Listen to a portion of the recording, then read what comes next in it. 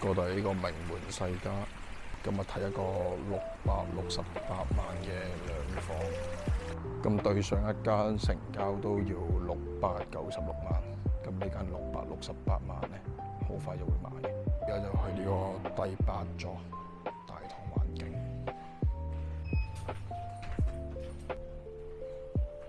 一睇4貨 A、B、C、D， 咁我哋今日睇呢個 B 單位。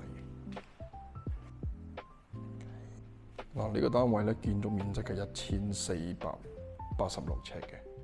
咁我哋可以見到名門世家，其實呢一啲咧，全部間都一樣嘅，因為佢啲都係交樓標準，即係見到呢啲牆身同埋呢啲地板、地磚呢啲都係原先交樓標準嚟。呢一間係現時市場上最平嘅名門世家，因為佢開價先至係都唔係開價，一口價668萬。咁而家個樓層可以望翻出去個景觀先。咁景觀其實都開揚嘅，嗱，輕軌嘈唔嘈啊？真係你睇聽啦，咁啱經過，真係冇乜聲。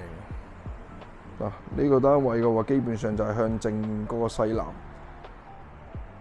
咁就側面可以望到星月啦。呢個凳就係星月嘅，咁就對面就係橫琴啦，跟住呢邊就係銀河。咁其實之前睇咗上一間698嗰間咧，其實就高樓層少少嘅。咁但係景觀其實呢間低啲，但係就唔會話太大影響。咁屋內嘅狀況就都 OK 嘅，即係唔會話太殘。咁呢間就第一間客房啦。咁呢邊就有個客廁啦。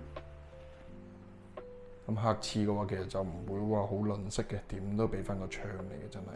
因為你知而家啲樓其實真係好難會有窗嘅。咁呢邊就主人房啦。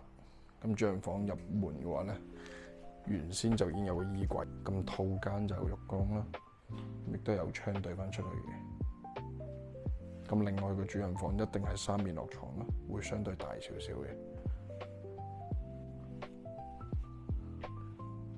望出去都係一樣嘅景觀啦，全屋其實都同一個方向。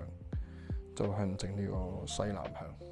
如果鏡頭前嘅你有興趣呢一間668萬嘅名門世家，有興趣嘅話，約我睇，揾我 Oscar，升級睇豪宅奧斯卡地產，再見。